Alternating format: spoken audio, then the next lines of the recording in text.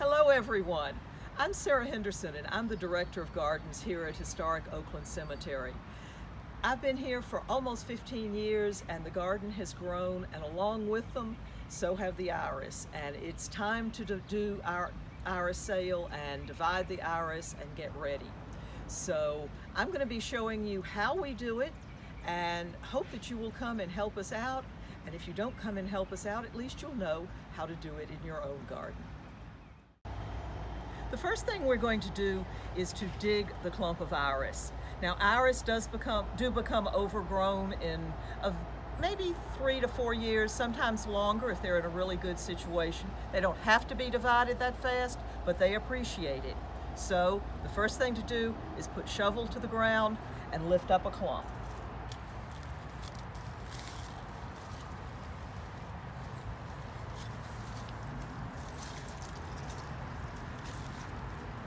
You want to get the whole clump in one go. So working your way around it is probably the easiest. If you're lifting an entire bed, it's not as necessary to be quite so careful. The iris will forgive you and they will break apart into clumps, but just go out a few inches from the leaves and bring them out. You have to work your way around all of them so that you get the whole thing. And then just go down and see if, nope, it's not ready yet, but it's, I think, one more shovel.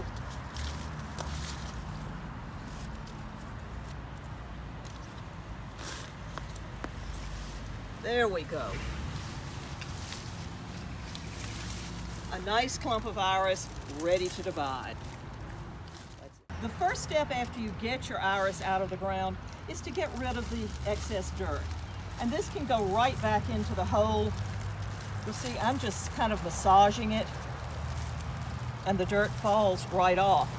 This is all you need to do if you're doing it for your own use. If you're doing them for gifts or for our iris sale or something like that, we'll also usually hose them off to get most of the dirt off so that they don't bring a lot of dirt home into someone's living room. But in the garden, it really isn't necessary. The purpose, if you can see it, is to get down to where you can see what you've got as far as the iris rhizomes. Once you've got your iris out of the ground and most of the dirt off of it, it's time to sit down and see really what you've got. And as you can see here, you've got multiple pieces. They've grown over each other. This is a sign that they're overgrown and that it's time to do some division. So what you're going to do, it seems scary, but it isn't, is you're just going to break them apart so that you get the individual plants. I'll let the dirt fall off that I missed over here. And so really what you've got is 3 different pieces to work with. Now then, a while back, several years, well, let me say that, this was this year's bloom. You can see the stalk coming up. These are the side shoots that are coming off, and they'll be next year's bloom. This was the year before last bloom, and there was one before that probably all 3 of these came off of. And the old one has died off, so it's just not there anymore. So you've basically got these 3 pieces left. Step number 1 at this point is to break them apart into individual plants. You can do this with a pair of clippers, you can do it with a sharp knife, you can do it with your hands. Just break it off. And all of a sudden you have 2 plants. This one is small enough that I'd probably just leave it with it is. It doesn't hurt to have a little bit of last year's rhizome on it, but you don't need it. But if you have it, it's fine. This, however, the old piece, is useless. It's not going to grow anymore, so it's headed to the compost pile. Now then, we've got these all ready. This one is going to be a little trickier, and this is where it can get confusing. These 2 are going to make nice plants. They're ready to go, so we'll take them off. This one, it's already bloomed. It's not going to bloom again, but it's got this little nub on the side. You can kind of see it in here. There you go. I cleared it off enough that it shows in color. It's going to make another rhizome. So instead of throwing this one away, we would just cut this off, and this would be treated as a rhizome of its own. Now this one isn't probably going to bloom for at least 2 to 3 years. These others maybe next year, certainly the year after. But this will take a little longer, but it's still not trash. So if you really want to increase your bed, go ahead and save these. If you don't, you can toss them.